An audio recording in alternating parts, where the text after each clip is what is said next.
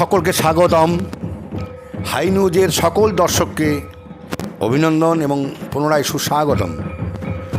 আমরা এখন চলে এসেছি বিশ্ব Bangla convention centre, new town, কলকাতায়, যেখানে অনুষ্ঠিত হতে চলেছে তপশিলি জাতি আদিবাসী প্রাক্তন সৈনিক কৃষি বিকাশ শিল্পকেন্দ্রের একটি মনোজ্ঞ অনুষ্ঠান, যেখানে মূল আকর্ষণ প্রাক্তন রাষ্ট্রপতি Shri Ramnath Kovindji, professor former vice chancellor Rakesh Kumar Khandal মহাশয়, PB Sharma vice chancellor Amity university Gurgaon, সংস্থার মূল কর্ণধার সৌমেন কোলে, বাংলার শিল্পী সাহিত্যিক সুব্রত ঘোষাল এবং বাংলার বিখ্যাত সঞ্চালক, অভিনেতা এবং বাচিক শিল্পী সকলের প্রিয় সতীনাথ মুখোপাধ্যায় এবং আরও অনেক গুণীজন রয়েছেন। চলুন আমরা প্রাক্তন রাষ্ট্রপতি শ্রী রামনাথ কোবিন্দজির সঙ্গে আমরা মূল মঞ্চে একটু একটু করে এগিয়ে যাই।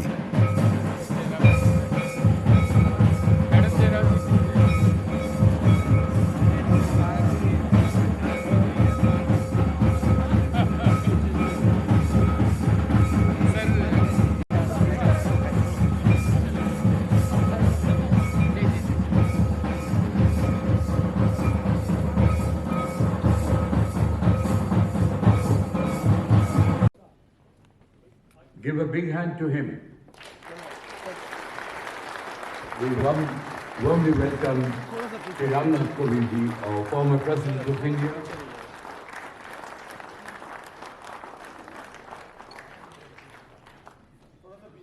He is here with us. Srimati Savita Kovind also is with us, and we welcome her too. And Punjab Sindh Gujarat Maratha Dravida Utkal बंग विंध्य हिमाचल यमुना गंगा उच्छल जलधि तरंग तव शुभ नामे जागे तव शुभ आशीष मागे गाए तव जय गाथा जय गण मंगलदायक जय हे भारत भाग्य विधाता जय हे जय हे जय हे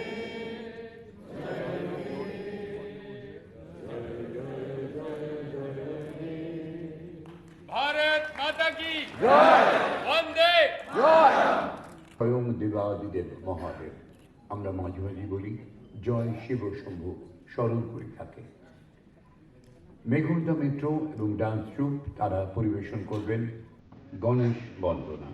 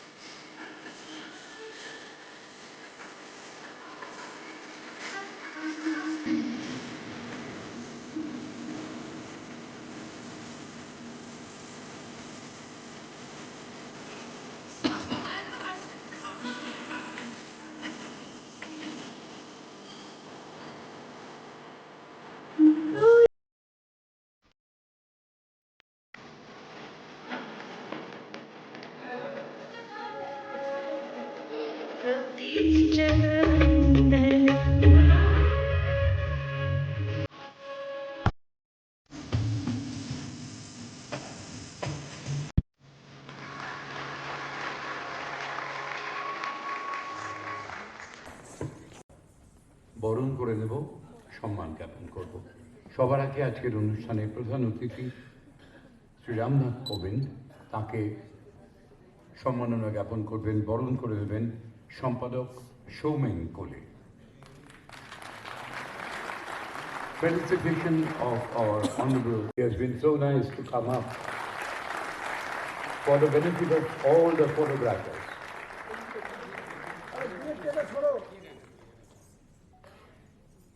We have Uttaryo, a bouquet of flower. Family all together. And a beautiful memento also is ready for him.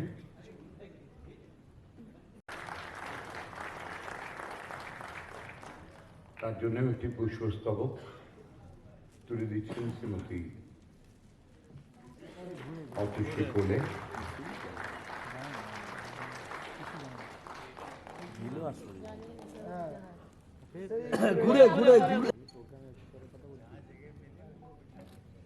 চন্দন পাল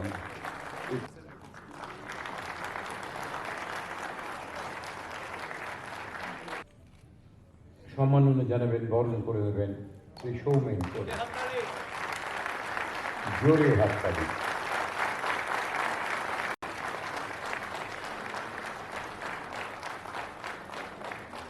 তনুশ্রী মল্লিককে একটু মঞ্চে চাই।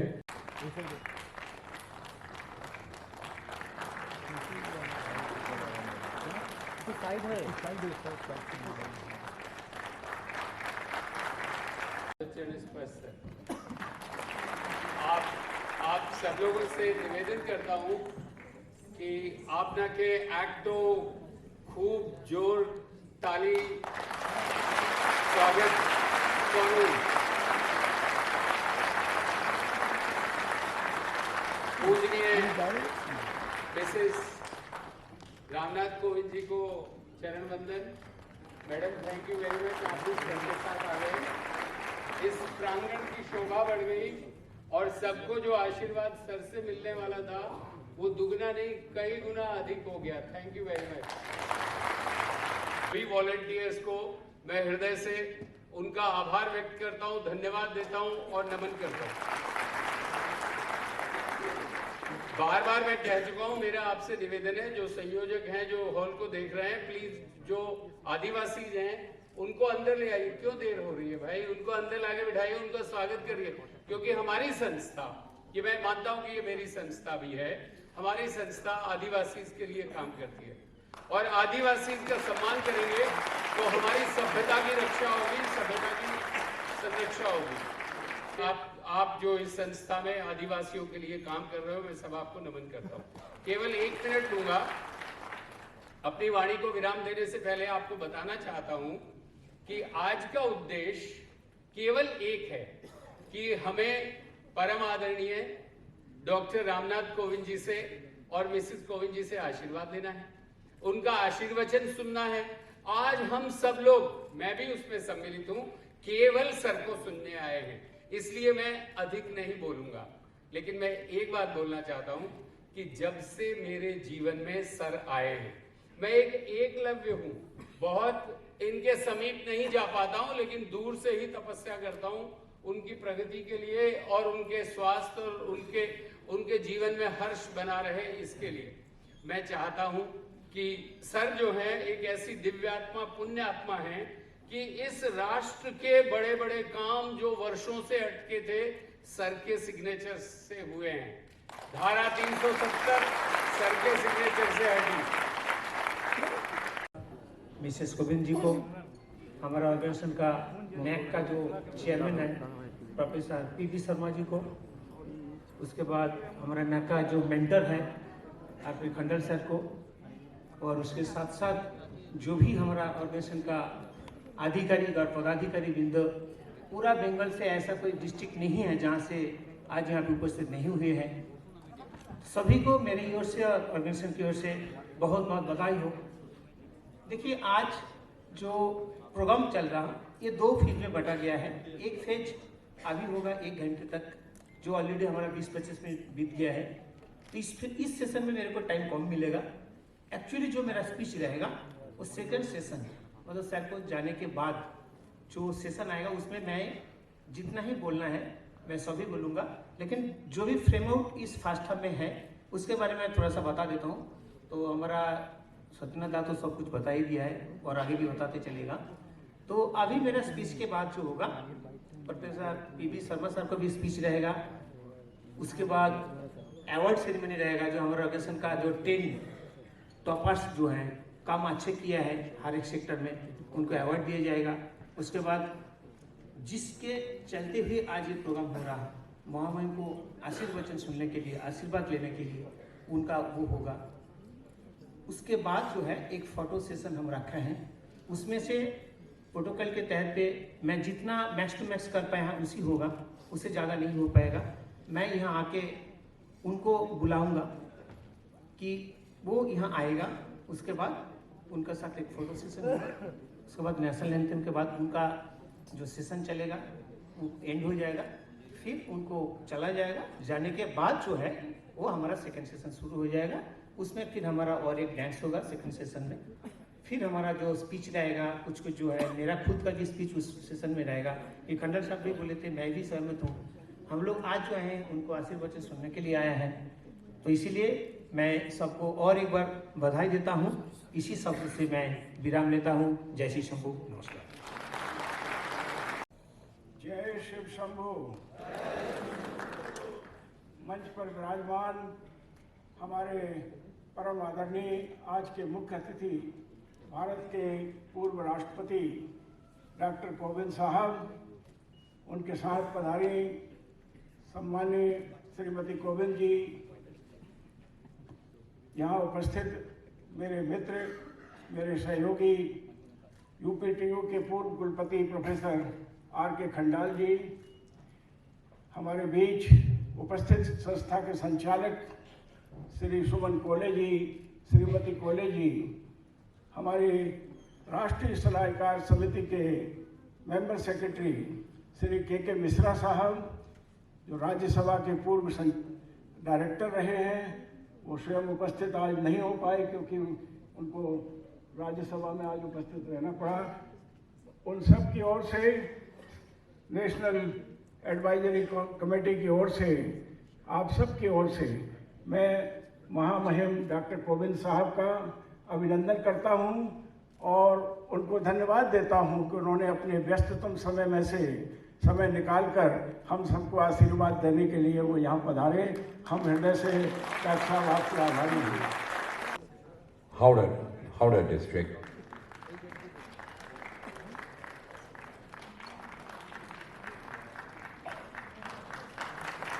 बड़े ढंग से काम किए हैं डिस्ट्रिक्ट।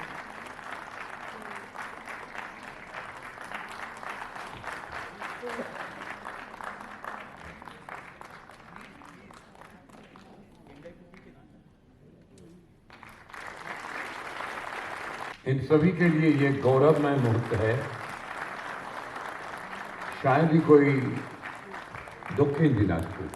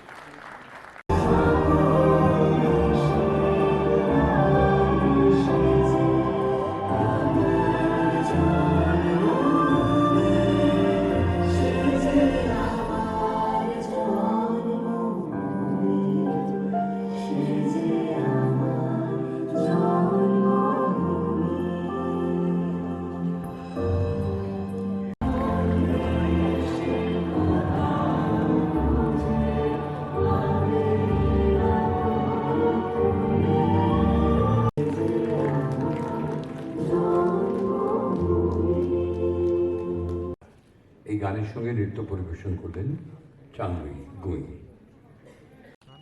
तपसील जाति आदिवासी प्रकटन विकास के कार्यक्रम में आप सभी बहनों भाइयों का बहुत बहुत स्वागत। मंच पर प्रमुख रूप से तपसील जाति आदिवासी प्रकटन विकास शिल्प केंद्र की एडवाइजरी कमेटी की chairman professor PV Sharma ji, संस्था के मेंटोर प्रोफेसर राकेश खांडल जी, संस्था के सचिव श्री सोमेन कोले जी और श्रीमती कोले जी, संस्था की गवर्निंग बॉडी के सदस्यगण, वॉलंटियर्स, देवी और सज्जनों, आप सभी को नमस्कार। बांग्ला में कहते हैं आपने केमोन छे, केमोन आछेन। वो इस कार्यक्रम में they must be taken as participants, केवल वो स्वागत करने के लिए नहीं थे। और आज मैं उनकी प्रतिभा को देख रहा था, हमारी बहनें यहाँ बैठी हुई हैं, शायद उनको जितनी खुशी हो रही होगी, बहुत खुशी उनकी जाहिर हो रही थी। कैसे? मोबाइल निकाल करके कुछ बहनें और वो जो थे वो वीडियो बना रहे थे, फोटो ले रहे थे। और यदि वो इस ऑडिटोरियम में प्रवेश उनको नहीं मिलता तो वो सोचती कि शायद मुझे केवल स्वागत के लिए बुलाया गया था और लौट आए, हमको खाना खिलाया गया है, लौट आए। लेकिन क्या है अंदर इस हॉल में, ऑडिटोरियम में क्या बात हो रही थी, उनके बारे में क्या बात हो रही थी, देश के बारे में क्या बात हो रही थी। सचमुच ये जो प्रतिभाएं हैं, मैं केवल इनकी बात नहीं कर रहा हूँ, मंच पर भी जिनको हमने देखा, हमारी बेटियां आई, एक पहले ग्रुप आया, एक बाद में आया, लेकिन सबकी प्रतिभाओं को हमने देखा। और इन प्रतिभाओं में मुझे लगता है कि ऐसा लगा कि they need more space and opportunities. अगर इनको मौका मिले तो शायद जो मुंबई और कोलकाता की जो प्रसिद्ध कलाकार होते हैं ना, जो फिल्म्स में काम करते हैं, उनसे अच्छे इनकी कला है। और सचमुच में ये जो सब लोग यहाँ एकत्रित हुए हैं, मुझे खुशी इस बात की हुई कि जब मैं प्रेसिडेंट था तो शायद इस प्रकार के कार्यक्रमों में सहभागिता मेरी संभव नहीं हो पाती थी। वो बहुत तामझाम और बहुत कई चीज़ें, रिस्ट्रिक्शंस होते थे। लेकिन सही मायने में ये देखा जाए, ये देश की धरोहर है। और धरोहर इस सेंस में है, इन्होंने देश की धरोहर को, देश के कल्चर को, देश की मर्यादाओं को, देश की डिविनिटी को इन्होंने मेंटेन किया है। आज अगर आप नगरों में जाएंगे, अर्बन एरियाज में जाएंगे, वेल टू डू फैमिलीज में जाएंगे, तो ये चीज़ें मिसिंग हैं। मिसिंग इन द सेंस कि जो कल्चर हमारा हिंदुस्तान का जो कल्चर है, जो सभ्यता है, हिंदुस्तान की एक अलग पहचान है पूरे विश्व में, वो कुछ अलग बातों के लिए है, केवल इकॉनमी को लेकर के नहीं है। इकॉनमी में तो मैं आज समझता हूँ कि जो देश की इकॉनमी है 5वें नंबर पर पहुँची हुई है। 2027 की हम ऐसा उम्मीद हम करते हैं कि शायद जो विश्व की इकॉनमी होगी आर्थिक दृष्टि से, उसमें हम तीसरी पर पहुँच जाएंगे। और अभी जिसका रेफरेंस आज आ रहा था, वन नेशन वन इलेक्शन, जिसका मैं चेयरमैन रहकर के कमेटी मैंने दी, रिपोर्ट सौंपी है, आज शायद लोकसभा में पेश भी हो गया है बिल अभी। उसमें एक हमने अध्ययन किया है, क्योंकि आप सब भी देशवासी हैं, उसी से जुड़े हुए हैं। मुझे लगा कि 2 बातें उसके बारे में भी आपसे कर लें। सचमुच में उसमें हमने एक अर्थशास्त्रियों के, विश्व प्रसिद्ध अर्थशास्त्रियों की एक हमने कमेटी बनाई, सब कमेटी बनाई, उनके भी हमने अध्ययन रिपोर्ट रखी। अभी तो वो हमारी रिपोर्ट पब्लिक डोमेन में है, आप लोग भी देखेंगे, देख सकते हैं। 18,000 पेजेस की है, बहुत बड़ी रिपोर्ट है, लेकिन उसमें आपको लगेगा शायद 4-5 दिन एक बार। लेकिन ये एक जगह बैठ जाएंगे आप, अगर किसी को दिलचस्पी होगी तो आपको कहीं किसी लाइब्रेरी में जाने की ज़रूरत नहीं है। ऐसा लगा कि they need more space and opportunities. अगर इनको मौका मिले तो शायद जो मुंबई और कोलकाता की जो प्रसिद्ध कलाकार होते हैं ना, जो फिल्म्स में काम करते हैं, उनसे अच्छे इनकी कला है। और सचमुच में ये जो सब लोग यहाँ एकत्रित हुए हैं, मुझे खुशी इस बात की हुई कि जब मैं प्रेसिडेंट था तो शायद इस प्रकार के कार्यक्रमों में सहभागिता मेरी संभव नहीं हो पाती थी। वो बहुत तामझाम और बहुत कई चीज़ें रिस्ट्रिक्शंस होते थे। लेकिन सही मायने में ये देखा जाए, ये देश की धरोहर है। और धरोहर इस सेंस में है, इन्होंने देश की धरोहर को, देश के कल्चर को, देश की मर्यादाओं को, देश की डिविनिटी को इन्होंने मेंटेन किया है। आज अगर आप नगरों में जाएंगे, अर्बन एरियाज में जाएंगे, वेल टू डू फैमिलीज में जाएंगे, तो ये चीज़ें मिसिंग हैं। मिसिंग इन द सेंस कि जो कल्चर हमारा हिंदुस्तान का जो कल्चर है, जो सभ्यता है, हिंदुस्तान की एक अलग पहचान है पूरे विश्व में, वो कुछ अलग बातों के लिए है, केवल इकॉनमी को लेकर के नहीं है।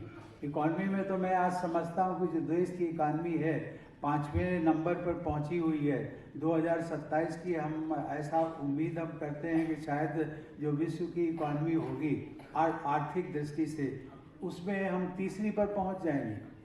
और अभी जिसका रेफरेंस आज आ रहा था, वन नेशन वन इलेक्शन, जिसका मैं चेयरमैन रहकर के कमेटी मैंने दी, रिपोर्ट सौंपी है, आज शायद लोकसभा में पेश भी हो गया है बिल अभी। उसमें एक हमने अध्ययन किया है, क्योंकि आप सब भी देशवासी हैं, उसी से जुड़े हुए हैं। मुझे लगा कि 2 बातें उसके बारे में भी आपसे कर लें। सचमुच में उसमें हमने एक अर्थशास्त्रियों के, विश्व प्रसिद्ध अर्थशास्त्रियों की एक हमने कमेटी बनाई, सब कमेटी बनाई, उनके भी हमने अध्ययन रिपोर्ट रखी। अभी तो वो हमारी रिपोर्ट पब्लिक डोमेन में है, आप लोग भी देखेंगे, देख सकते हैं। 18,000 पेजेस की है, बहुत बड़ी रिपोर्ट है। लेकिन उसमें आपको लगेगा शायद 4-5 दिन एक बार, लेकिन ये एक जगह बैठ जाएंगे आप, अगर किसी को दिलचस्पी होगी तो आपको कहीं किसी लाइब्रेरी में जाने की ज़रूरत नहीं है। शायद 12-15 साल पहले एक किसी गांव में इलेक्शंस जब हो रहे थे तो मैं गया एक गांव में, ट्राइबल गांव में, कुछ लोग और भी थे। मैंने देखा वहां पर उन्होंने ढोल लगा पैर, ये पैर धोने की प्रथा आपको विश्व में कहीं नहीं मिलेगी, कि आप अपने आप का जो अतिथि है उसका कितना सम्मान करते हैं। पैर धोने का जो हिम्मत है, साहस है ना, उसमें आपको अपनापन दिखता है। आपको लगता है ये हमारा मेहमान है, इसका जितना हम स्वागत करेंगे अच्छा है। आपको लगता है, और यदि आप बड़े से बड़े व्यक्ति जिसको अपने पर अभिमान होता है, ईगो होता है, वो ईगो डाउन हो जाता है। कितनी विशाल हमारी, जिसको हम कहते हैं सभ्यता है, हमारी संस्कृति है। ये मैं एक उदाहरण दिया है, और ये शायद इसी वजह से ये सब जो निचले स्तर के, जिनको विशेष करके हम ट्राइबल्स कहते हैं, मुझे लगता है सचमुच में आज देश के राष्ट्र निर्माता अगर हैं तो ये है। कहने को तो हम उनको कहते हैं जो बड़े बड़े कैपिटलिस्ट हैं। मैं कुछ ये चीजें जो मुझे लगता था एक्सटेम्पोर जो मैंने देखा आकर के, उनको मैंने चाहा कि मैं आपके साथ में रहूं।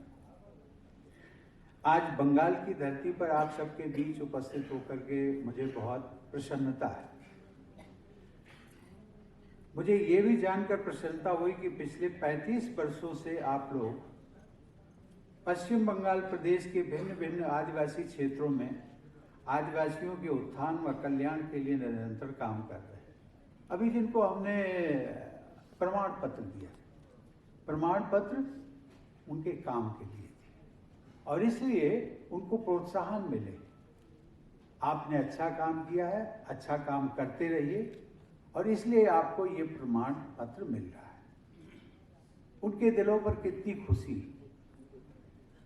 मैं उन सबको भी बहुत बहुत बधाई देता हूँ।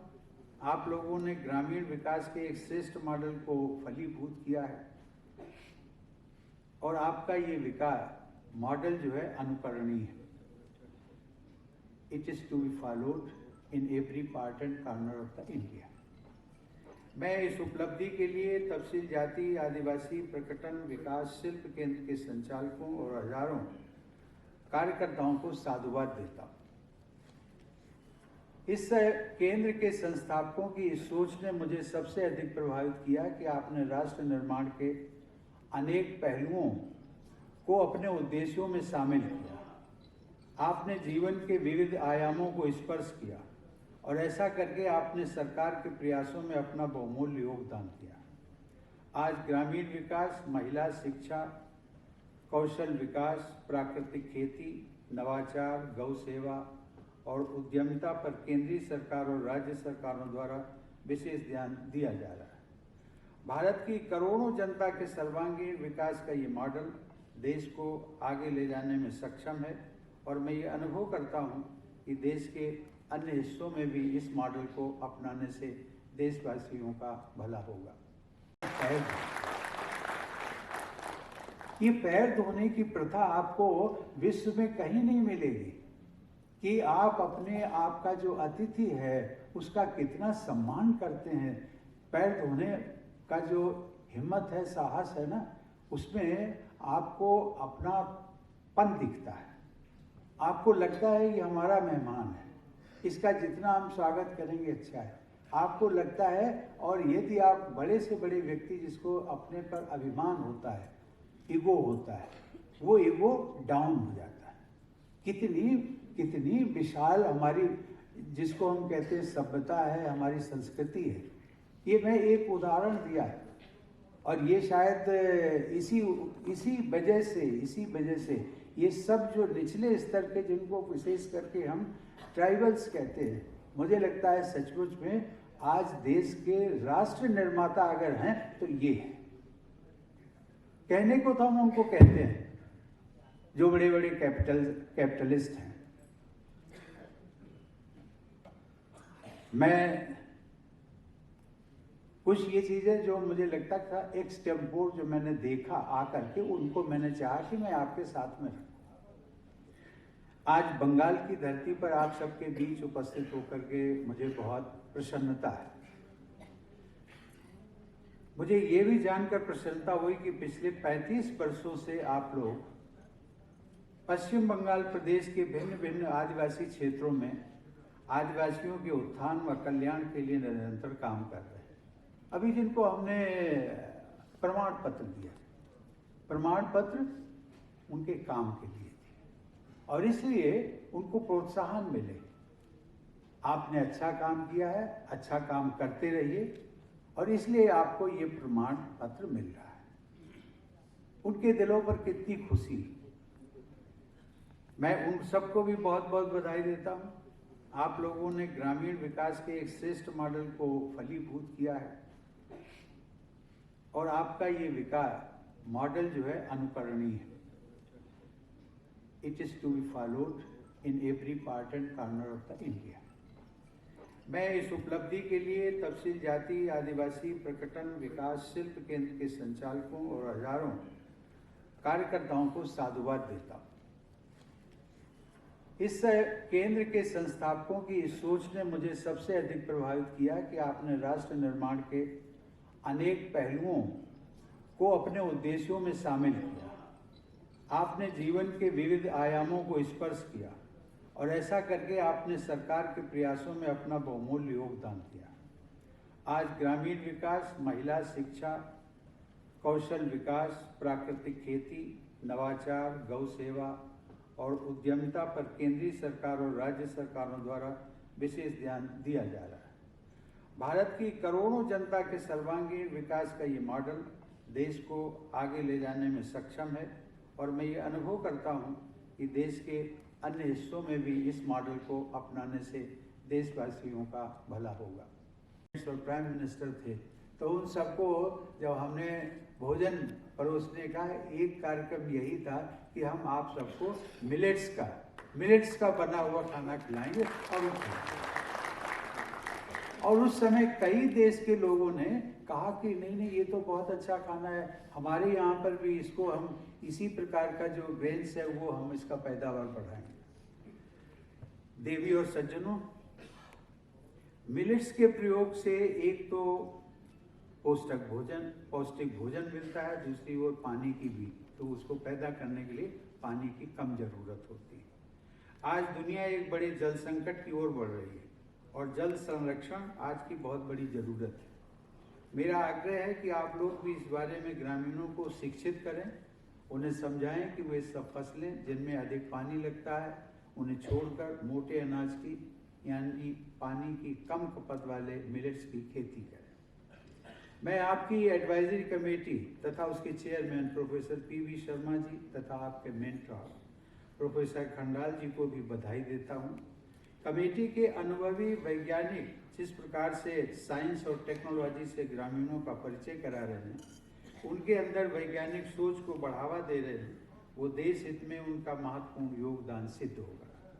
इसका सकारात्मक प्रभाव आपकी संस्था द्वारा किए गए कार्यों की सफलता में भी दिख रहा है। मुझे बताया गया है कि आदिवासी क्षेत्रों में मॉडर्न साइंस व टेक्नोलॉजी का लाभ उठाते हुए मधुमक्खी पालन केंद्र व कौशल विकास केंद्र की भी स्थापना की गई। मधुमक्खी पालन कृषि विकास का अभिन्न अंग है।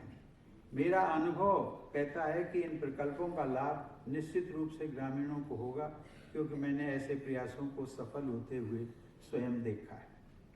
अपने सार्वजनिक जीवन में और विशेष रूप से भारत के राष्ट्रपति के रूप में देश विदेश की अपनी यात्राओं के दौरान मैं इस प्रकार की पहल का साक्षी बना। मुझे याद है स्लोवेनिया, यदि आप मधुमक्खी पालन करते हैं इस कंट्री का नाम जरूर याद रखिएगा, स्लोवेनिया। स्लोवेनिया क्या विशेषता है? मधुमक्खी को उन्होंने राष्ट्रीय चिन्ह घोषित किया और उनको बहुत वो चाव से बहुत उसकी लाइकिंग करते थे। ये हम भी प्रचार करते थे, भारत की ओर से मधुमक्खी पालन का प्रचार करते थे, लेकिन वो एक विशेष प्रकार का देश है स्लोवेनिया। सकता है स्वच्छ भारत जैसे विशाल और परिवर्तनकारी अभियान जिसकी सराहना आज अनेक वैश्विक संस्थाएं भी कर रही हैं, उसकी सफलता का बहुत बड़ा श्रेय हमारी शुभकामना करते हुए मैं आप सभी को पुनः बधाई देता हूं। आप सब लोग सही मायने में कभी आप अपने को कमजोर या ना समझें।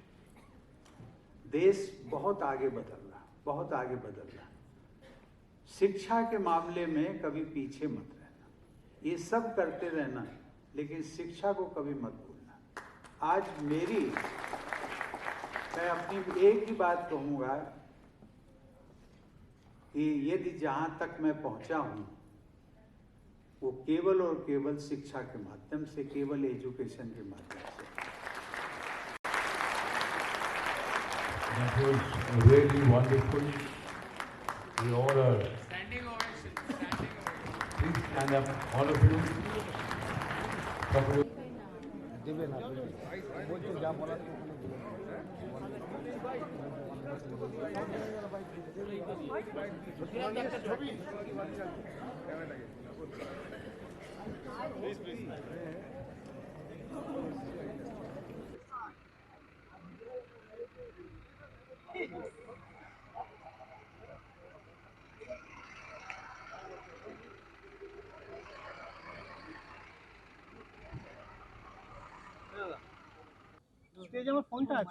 मैं समझता हूँ कि भारत के विकास में हमारे ग्रामीण और आदिवासी भाइयों की बहनों की एक बहुत बड़ी भूमिका हमको निर्धारित करनी है, और इसके लिए आवश्यक होगा कि हम ग्रामीण क्षेत्र में प्राकृतिक खेती के लिए, इसके साथ साथ हरित ऊर्जा के लिए, साथ साथ हमारी जो जन औषधि है उसको बढ़ाने के लिए लोगों को प्रशिक्षित करें। आज के ज्ञान और विज्ञान के युग में इंफॉर्मेशन टेक्नोलॉजी के माध्यम से ये संभव है कि जो छोटे छोटे कॉल सेंटर्स हमारे बड़े शहरों में चल रहे हैं वो सही मायने में गांव में भी चल सकते हैं। हम गांव में बहुत अच्छी एजुकेशन की व्यवस्था कर सकते हैं। इंफॉर्मेशन टेक्नोलॉजी के द्वारा हमारे नए जो युवक युवतियाँ हैं उनको सक्षम बना सकते हैं। हमारी संस्था का उद्देश्य यही है कि गाँव से शहरों की ओर होने वाला जो पलायन है वो तभी रुक सकता है जबकि गांव के हमारे भाई बहन, वहाँ के छात्र छात्राएं सही मायने में पूरी तरह से सक्षम हों और वहाँ रोजगार के नए अवसर पैदा हों। आज के इस कार्यक्रम का मुख्य उद्देश्य यही था कि पूर्व राष्ट्रपति महामहिम डॉक्टर कोविंद जी की उपस्थिति में हम सब इस बात की प्रेरणा लें कि भारत के विकास के लिए हम हमारे ग्रामीण क्षेत्र में रोजगार के नए अवसर पैदा करने के लिए, शिक्षा और प्रशिक्षण की बेहतर व्यवस्था करने के लिए संकल्प के साथ काम करें।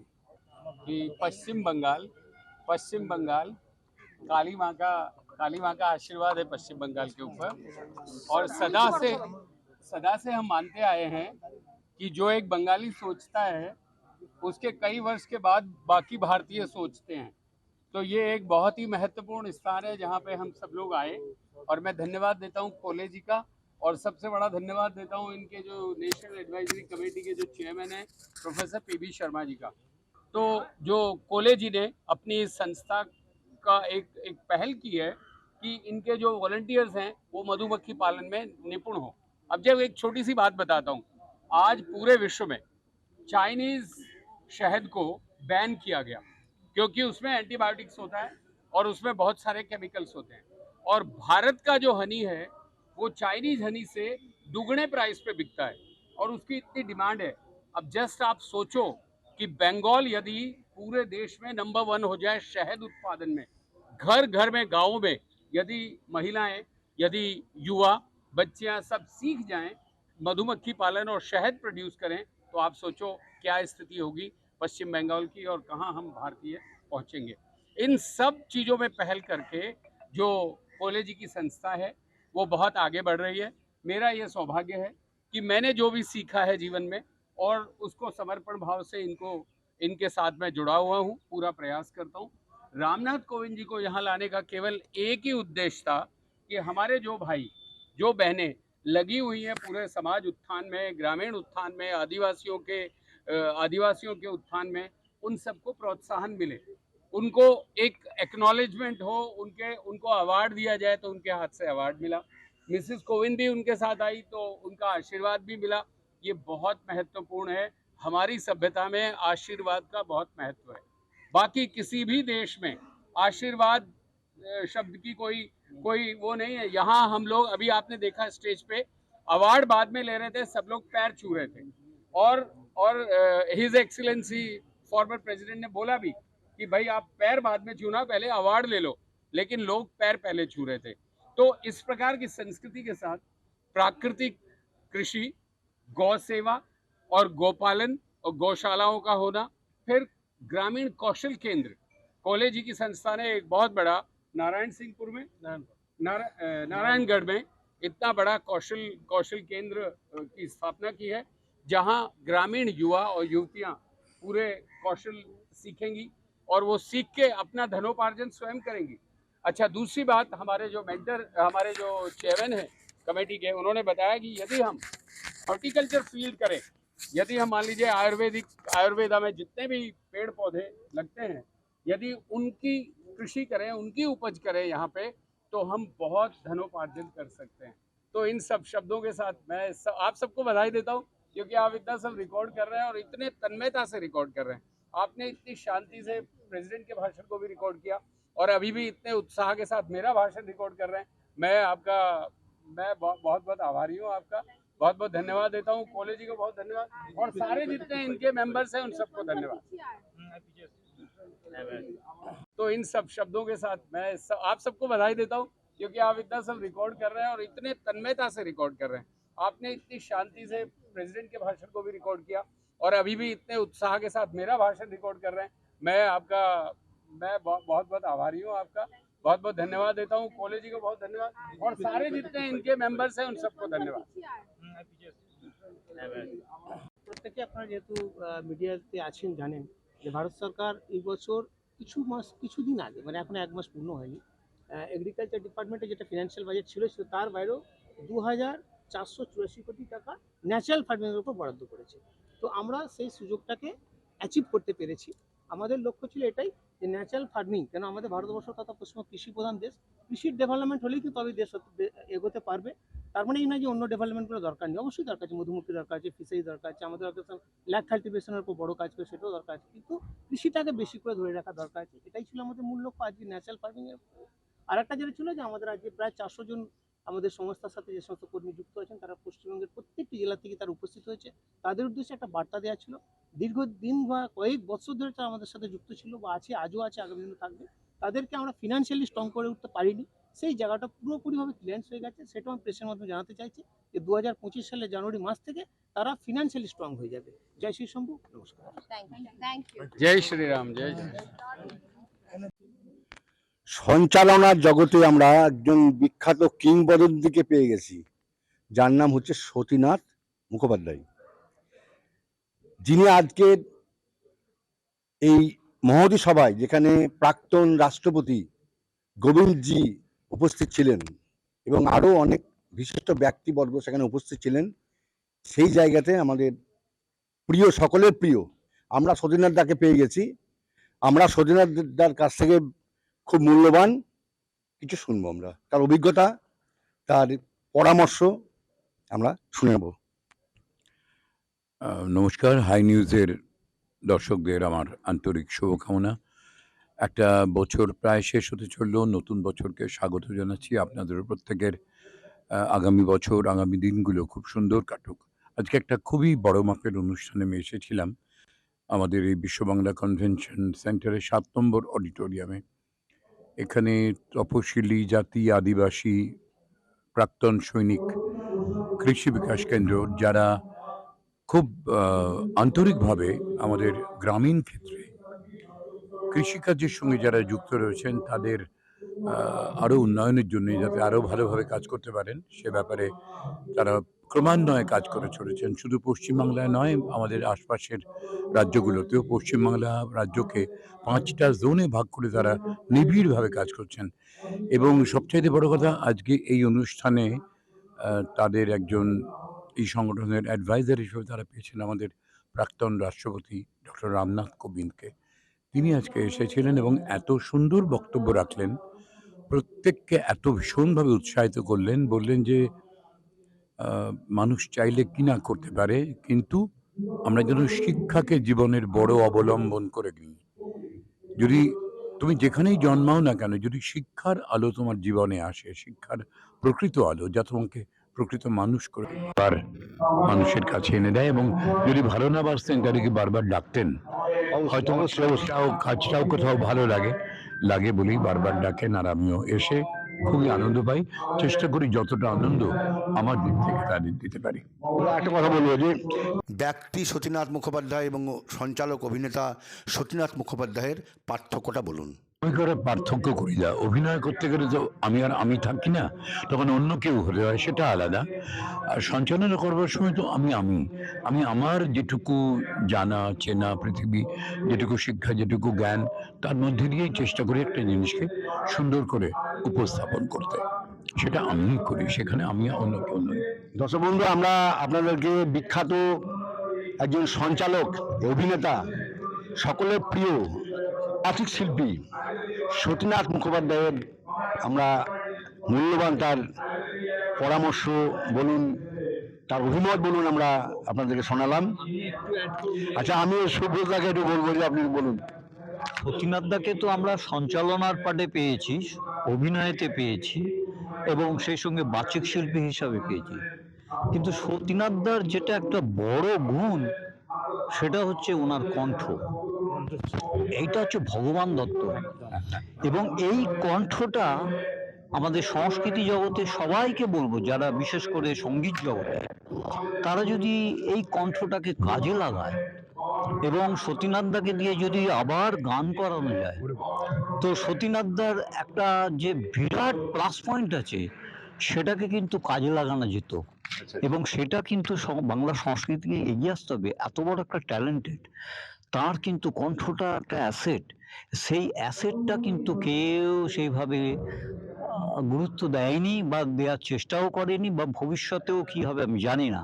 কিন্তু আমি যেহেতু সঙ্গীত জগতের একজন মানুষ, আমার যেটা ইচ্ছা, যদি সেরকম সম্ভব হয়, আমি তো কিছু কিছু সিনেমাতে আমাকে সঙ্গীত পরিচালক হিসাবে রাখে এবং কিছু অনুষ্ঠানে রাখে।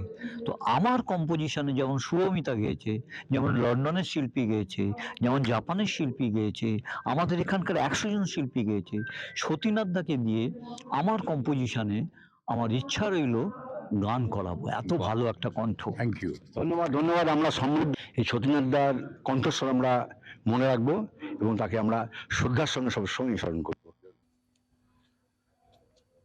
হাই নিউজ মিডিয়া থেকে আপনাকে স্বাগত সোমেনবাবু। আজকে যে একটি অভূতপূর্ব সভা অনুষ্ঠিত হলো আপনার নেতৃত্বে বিশ্ব বাংলা কনভেনশন সেন্টারে, এবারে আপনার একটু অভিমতটা বলুন, আপনার কেমন লাগলো? জয় শ্রী শম্ভু, নমস্কার। আমি সৌমেন কোলে, সম্পাদক তফসিল জাতি আদিবাসী প্রাক্তন সৈনিক কৃষি বিকাশ শিল্প কেন্দ্র। আজকে আমরা বিশ্ব বাংলা কনভেনশন সেন্টারে আমরা যে প্রোগ্রামটা করলাম, সেটা মূল লক্ষ্য হচ্ছে ভারতবর্ষ তথা বিশ্বকে এগিয়ে যেতে গেলে কৃষির ওপর জোর দিতে হবে। কোন কৃষি? না, ন্যাচারাল ফার্মিং, যেটাকে প্রাকৃতিক কৃষি বলা হচ্ছে। তার কারণ দেখুন, আমরা যদি পিছনের দিকে চলে যাই 40 বছর 50-60 বছর, তখন কিন্তু মানুষ এত অসুস্থ ছিল না, রোগ ছিল না। আজকে তো এমন কোনো ফ্যামিলি নেই যেখানে তার বাড়ির কেউ না কেউ বয়স যায় না কোনো রোগগ্রস্ত নেই, সেটা নেই। তো সেই ন্যাচারাল ফার্মিং এর ওপরেই ভারত সরকারও এবছর আলাদাভাবে একটা বাজেট অ্যালোকেশন করলো রিসেন্ট, এখন 1 মাস হয়নি। এগ্রিকালচার 2,484 কোটি টাকা। তো সেই টাকাটা অ্যালটমেন্ট করা হয়েছে শুধুমাত্র ন্যাচারাল ফার্মিংকে এগিয়ে নিয়ে যাওয়ার জন্য, টোটাল কভার করার জন্য নয় কিন্তু, অর্থাৎ শুরুয়াত করতে গেলে যেটা দরকার সেটা। যেমন আমরা কোনো কিছু জিনিস কিনতে গেলে একটা অ্যাডভান্স দিতে হয়, সেরকম শুধু অ্যাডভান্স তহবিলের জন্য এটা দেওয়া হয়েছে। তো সেই ন্যাচারাল ফার্মিংটাকেই আমরা গোটা ভারতবর্ষে পশ্চিমবঙ্গ থেকে শুরু করে পশ্চিমবঙ্গ, নর্থ ইস্ট এবং আদার্স যে রাজ্যগুলো আছে সেগুলোতে আমরা করব, সেটাকে সামনে রেখে এই প্রোগ্রামটা করা। গোটা ভারতবর্ষে ছড়িয়ে দিয়েছে। ভারতবর্ষের আস্তে আস্তে এগোবে। অন্যান্য রাজ্য আছে, নেই তা নয়, যেটা মহামহিম আজকে বললেন যে গুজরাটে প্রায় 80%। আমি জানি সুভাষ পালেকার বলে আরেকজন আছেন, যিনি ন্যাচারাল ফার্মিং এর একদম জনক হতে পারেন, উনি পদ্মশ্রী প্রাপ্ত, ওনার সাথে আমার ডাইরেক্ট লিঙ্ক আছে, উনি আমার অর্গানাইজেশনের সাথে অ্যাটাচমেন্ট আছেন। এবং আরেকজন আছেন যিনি গুজরাটের মহামহিম আচার্য দেবব্রতজি, ওনার সাথে আমার ডাইরেক্ট অ্যাটাচমেন্ট আছে। ওনার কুরুক্ষেত্রে ন্যাচারাল ফার্মিং আছে 180 একরের ওপর, সেখানেও আমি নিজে ভিজিট করেছি এবং আমাদের ন্যাকের যারা আধিকারিক আছেন তারাও গেছিলেন, ডক্টর মার্কন্ড রয় গেছিলেন এবং আমাদের ডক্টর নিরঞ্জনজি, যিনি আমাদের এগ্রিকালচারের ন্যাচারাল ফার্মিং এর যিনি টপার আর কি, উনি ইন্ডিয়ান ফিগারেরই আছে, উনিকে নিয়েও আমি গেছি। মোট 3 বার এগ্রিকালচার ওখানে ভিজিট করেছি আচার্য মহিমের ওখানে। তো আমাদের লক্ষ্য হচ্ছে এইটাকে সামনে রাখা, যে ন্যাচারাল ফার্মিং দরকার, ভারতবর্ষ কৃষি প্রধান দেশ। তো সেই কৃষিকে এগিয়ে গেলেই কিন্তু আমরা সবাই এগিয়ে যেতে পারবো, এটাকে একটা মূল পার্ট ছিল। এবং এই অনুষ্ঠানে আজকে যিনি আমাদের চিফ গেস্ট ছিলেন মহামহিম রামনাথ কোবিন্দজি, এনাকে আনার মূল একটা লক্ষ্য ছিল। দেখুন, উনি তো গভর্নমেন্টের অ্যাটাচমেন্টে ফুল আছেন এবং নিশ্চয়ই উনি আমাদের যখন খান্ডাল সাহেব বক্তব্য রাখলেন, নিশ্চয়ই শুনেছেন যে 370 ধারা যে বিল পাস হয়েছে ওনার সাইনে হয়েছে, এবং 1 নেশন 1 ইলেকশন, উনি চিফ অ্যাট প্রেজেন্ট চেয়ারম্যান উনি, এবং ওনার হাত দিয়ে সাইন হয়ে এটা হয়েছে। ওই ব্যক্তিত্বটা এখানে আনার মূল লক্ষ্য ছিল যে আমরা এখানে কি করলাম, এই বার্তাটা গভর্নমেন্ট অফ ইন্ডিয়ার টপ জায়গাটা পৌঁছাক, এই দুটোকে সামনে রেখে আমরা করেছি। আর একটা যেটা আমাদের কর্মীদের উদ্দেশ্যে ছিল, সংস্থার সাথে 10,000 কর্মী যুক্ত আছে, তাদের যে একটা ফিনান্সিয়ালি একটা ঘাটতি চলছিল বারংবার কয়েক বছর ধরে, সেই ঘাটতিটা আমরা সম্পূর্ণ করতে পেরেছি। 2025 সালের জানুয়ারি মাস থেকেই তারা অর্থনৈতিকভাবে লাভান্বিত হবে, অর্থাৎ পয়সা পাওয়া তাদের, আমাদের সদস্যগুলো, আমাদের যারা কর্মী যারা আছে তারা কিন্তু পাওয়া শুরু হবে। এই বার্তাটাকে রাখে আমরা কিন্তু আজ এই প্রোগ্রামটা করলাম। জয় শ্রী শম্ভু, নমস্কার। আজকে যে আমাদের প্রাক্তন রাষ্ট্রপতি যে ভাষণ দিলেন, সকলে আমরা মুগ্ধ হয়েছি। এই ব্যাপারে আপনার একটু যদি খোলামেলা কিছু পাই আমরা। দেখুন, আমি তো, আপনারা আমাদের পশ্চিমবঙ্গবাসী তথা ভারতবাসী, আপনারা ওনার বক্তব্যে যখন খুশি হয়েছেন, আমি আমার অবশ্যই। সংস্থার এই প্রোগ্রামে ওনাকে প্রধান অতিথি হিসেবে পেয়েছি, মানে আমরা গর্বিত। শুধু খুশি বললে অনেক কম বলা হবে, এবং সকলে গর্বিত আমরা। এবং আমরা পশ্চিমবঙ্গবাসী হিসেবে গর্বিত হওয়া উচিত। উনি যে বক্তব্যটা রেখেছেন, নিশ্চয়ই আমাদের যারা আছেন তারা শুনেছেন, ওর ওপর কোনো বক্তব্য হয় না। উনি মানে ওনার অন্তঃস্থল থেকে, দেখুন এই ধরনের ব্যক্তিত্বরা একটা প্যারামিটার মেপে চলে, তার বাইরে যায় না। নিশ্চয়ই আপনার পেশে আছে, জানেন, আপনারা নিশ্চয়ই লক্ষ্য করছেন উনি বলার সময় উনি এতটা ইমোশনাল ছিলেন, বা নিজের ভাবুকটা সামনে এসছে, যেটা উনি এক্সিট করে গিয়ে ওনার বক্তব্য বাইরে গিয়েও কিন্তু অনেক কথা বলেছেন। কাজে আমি খুব অভিভূত। থ্যাংক ইউ, আপনাকে ধন্যবাদ। দর্শক বন্ধু, আমরা বিশ্ব বাংলা কনভেনশন সেন্টারে যে আজকে যে অনুষ্ঠান যে অনুষ্ঠিত হলো, আমরা সকলকে ধন্যবাদ জানাচ্ছি। আমি কলকাতা থেকে সাংবাদিক মালবেন্দু চক্রবর্তী, হাই নিউজ, নির্ভীক, নিরপেক্ষ। ধন্যবাদ, ভালো থাকবেন।